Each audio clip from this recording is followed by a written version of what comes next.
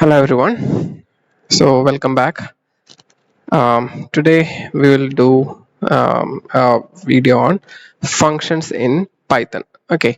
So first of all, let's understand why we need functions or what is function. Okay.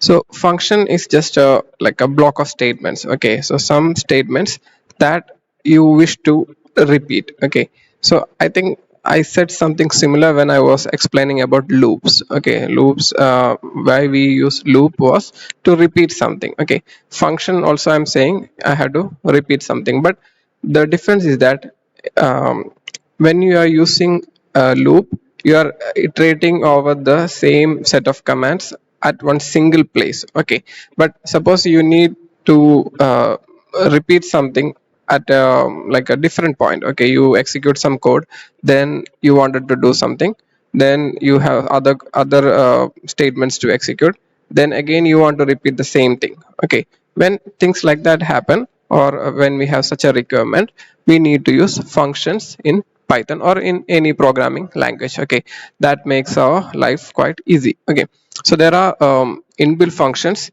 For example, in order to find square root, there is a inbuilt function in Python. Or we wanted to sort the list, right? So for sorting a list, we use the function sort. Okay, so that's actually a function. The command to sort it, well, it's already written somewhere, and we can directly use that. Okay, so in similar way, we can define our own functions, and we will see how that can be done. Okay, so let's say you are a programmer, and you have written a code for your client. Okay, and let's say that at some point in the code, or at many points in the code, you want to say, yeah, the programmer is an awesome guy, something like that. Okay, so you don't have to, or you don't want to write the whole thing again and again. What you can do is you can simply create a function. Okay, so I'm just creating a function aw. Okay, the name of the function is aw, and always in Python you define the function, or you create the function by typing def. Okay, short for define. So define or def the function name, and then you have a bracket there. Okay, so that's for any arguments, we'll come to that, but for time being we do not have any argument. Okay, then we put the colon like the for loop or if everything, in order to say that we are going to enter the function block. Okay, so inside the function block you write, we have to give the indentation, remember that, and then we write print the programmer is awesome. Okay, and then like you are writing about your normal code, and then you have some statements here, you are doing something here, and then in between you just write aw. Okay, with the bracket. Okay, so that what happens is when the Python sees this aw, it goes back to the function here. Okay, or it actually executes this command which is given inside the function block. Okay, so then again you have some text, and then if you want to use it again, just repeat the same thing. Okay, aw and bracket. And then like if you are lazy to write print every time, for example, okay, so instead of print you can create another function. Let's call it capital P. Okay, so you're defining another function, define P, and in the bracket you are giving a argument. Okay, argument is like a variable. Argument is a variable actually. So whatever variable you want to pass to that function, you give it there, right? And the function block can access that variable. Okay, so here I'm passing some variable message here, and then what the function does is it simply prints that string or integer or whatever it is. Okay, so when I type, or when I'm writing P, now that P is actually a function, right? So we have already defined the function name as P. So when we write P, then that means we are calling a function, and inside we are passing this argument hello everyone, which is a string. Okay, so what we get is it should print that statement, right? So we'll just see, we'll run the code. So here the first one, we had printed this some lines here, then we just wrote aw. Okay, so but what happened, whenever Python encounters that aw, that function is called, and it prints the programmer is awesome. Okay, so again you have some text here, then again you're printing the same thing. Okay, so you get these 4 lines from there. Okay, and then here what we did was, instead of writing print hello everyone, we decided to use some like uh, our own designed or created function for that, instead of writing the print statement ourselves. So what we did, we just did this way, like p hello everyone. It not necessarily be like a string, it can be a integer value also, right? So I'm just writing p1, and you can see that that one is printed. Okay, so whatever you're passing inside the bracket here, right, p inside the bracket, whatever you are giving here, that value get assigned to this message or this variable here. Okay, and that variable will be or can be used inside the function. Okay, so I hope that's clear. And now we can just see another example for function implementation. Let's say we need to define a function which can add 2 numbers. Okay, so let's say define or def add, then we need to pass 2 numbers, right? And then only we can add. Okay, for addition you need 2 numbers. So inside the argument we have num1 and num2, and then inside the function block we are writing sum equal to num1 plus num2. Okay, so we are adding the numbers which have been passed to the function. Okay, and we are storing the result in a value called sum. So if I want, I can just print that value here itself. So the sum is, I'm printing sum, but suppose I need that value back in the main program, okay, not just inside this function. In such cases I have to return that value. Okay, so I have to return the sum, so I write return sum. We'll see how that works. So let's say we have 2 numbers a and b, so let a equal to 10 and b equal to 20, and then we are creating a new variable like value equal to, we had created the function name as add. Okay, so we are writing add a comma b. So what this should do, or what this does, is that it goes here. So for num1 it gets the value a, and for num2 it gets the value b, and what you get, sum equal to num1 plus num2. So you get inside sum we get a plus b value. Okay, and that value will be printed in this statement, and in this statement that value, okay, that 10 plus 20, that value will be returned. Okay, and that value get assigned to the, or the return value get assigned to this variable val here. Okay, so whatever you are returning, that always get assigned to something that is here. Okay, and it's not necessary that you can only return one value, you can return multiple by just separating the uh, like numbers with a comma. Okay, so if I'm writing sum comma a comma b, then I have to uh, like have the 2 other variables here also. Okay, if I'm returning 3 variables, I need 3 variables here, right? Okay, so we'll just delete that for now. Okay, so here I had printed the sum, and here that sum value is assigned to this variable val also, and I can print that here. Okay, so let's run it. Okay, so you can see 10 20, the sum is 30.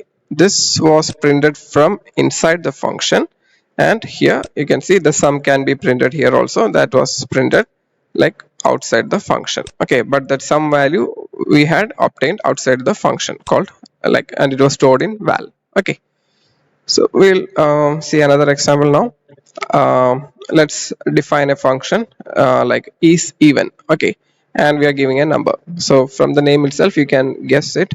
Basically what that function does is, it, if the number is divisible by 2, then it returns true. Okay, so you need to understand that it's not just like numbers and string that you can return, you can return like this true false also. Okay, that is known as boolean variable. Okay, boolean variable, or in short like bool. Okay, so this variable, it's either like true or false. Okay, and you can use them in if conditions, etc.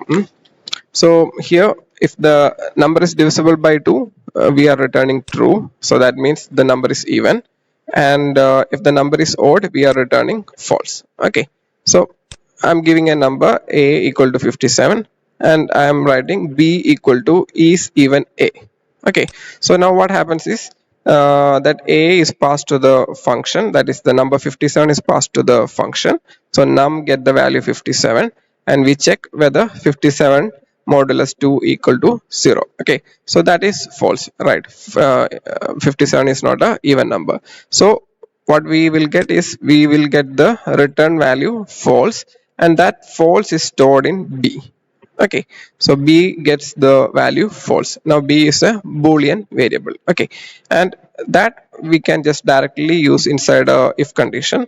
So inside if, in bracket, we just write b. Okay, so if b means, now b is false. Okay, so if false, that means this if condition won't be executed. Okay, if true only comes inside the bracket, then only the if condition get executed. Okay, so here now the result should be if false, that means the if condition is not going to be executed, but the control goes to else, and this should be printed. So let's see if that's what happens.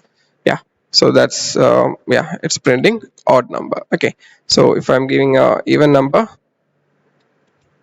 it should print even number, because this time the value for b was true, and if true means that if condition is true, and it will be executing the if block and not the else block. Okay, so I hope that's clear, and yes, few examples of using function, and one more example we'll do. Okay, just to yeah, make you understand the real importance of using a function.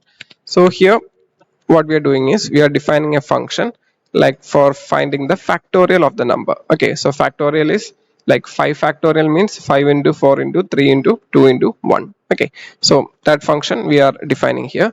So we are defining a variable val equal to 1, and then we are looping. Okay, so for I in range num, suppose the value of num was 5, then we will be having the value I from 0 to 4. Okay, so what you do is, like, you give the number like val equal to val into I plus 1. Okay, so in the first iteration the value becomes 1 into 0 plus 1, so that's 1 into 1.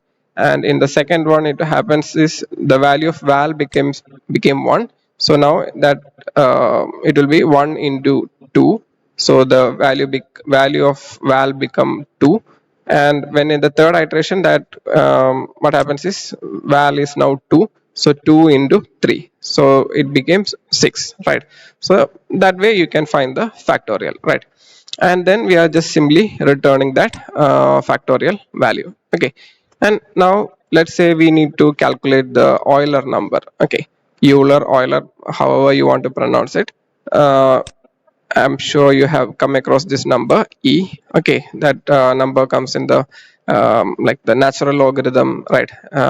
Log to the power e, things like that, right? You have seen e or exponential function. Okay, so this e actually is defined as 1 by 0 factorial plus 1 by 1 factorial plus 1 by 2 factorial plus 1 by 3 factorial plus etc. It's an infinite series. Okay, it just goes on and on. Okay, and suppose we need to calculate the value from the first 10 terms. Okay, so in that I declare a variable terms equal to 10, and then I'm having a variable sum. Okay, here you can see that I'm giving sum equal to 0.0. That's because I just wanted sum to be a float number, because I'm supposed to get a result that is decimal, right? So now like I have to loop 10 terms, or I have to calculate 10 terms. So what I do is sum equal to sum plus 1 by factorial, right? Initially the value of I was 0, so I have to do 0 factorial. So instead of writing a code for the factorial, I just simply call the function. Okay, fac I. So what happens is, it goes here and the factorial of 0 is calculated. Okay, so here, yeah, 1 by 0 factorial happens. Then in the next iteration the value of I becomes 1, and here then again I have 1 by 1 factorial. then it goes to I goes to 2, so I have 2 factorial, like that, right? And then I'm just printing the sum at every iteration just to see how the value progress. Okay, so I'm just printing it. Yeah, so here you can see when I'm just considering one term, the value will be 1. If I'm considering two terms, it will be 2. Then it becomes 2.5, and yeah, the value approximately is 2.718. Okay, so you can see as the number of terms increases, that value approaches. Yeah, or it's an infinite series. Okay, so you can include as many terms as you want. Okay, fine. So that's about functions. And there is one more important thing that you need to understand when you are using functions, that is known as global and local variables. Okay, so I'll just demonstrate that with an example here. Yeah, just have some focus. It might be a bit yeah, confusing. So let's say I'm declaring a variable tot equal to 0 here, and value a equal to 100. Okay, and then having a function define add a comma b.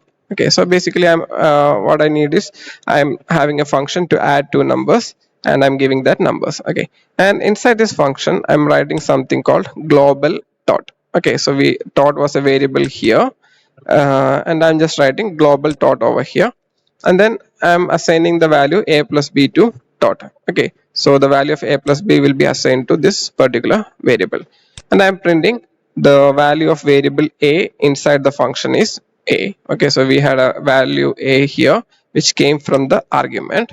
Okay, and then I'm also writing the value of variable tot, so that's this tot. Okay, the global tot we wrote, and the tot value we changed to a plus b, so that we are printing inside the function, and I'm also returning the tot value, okay, or the sum, right?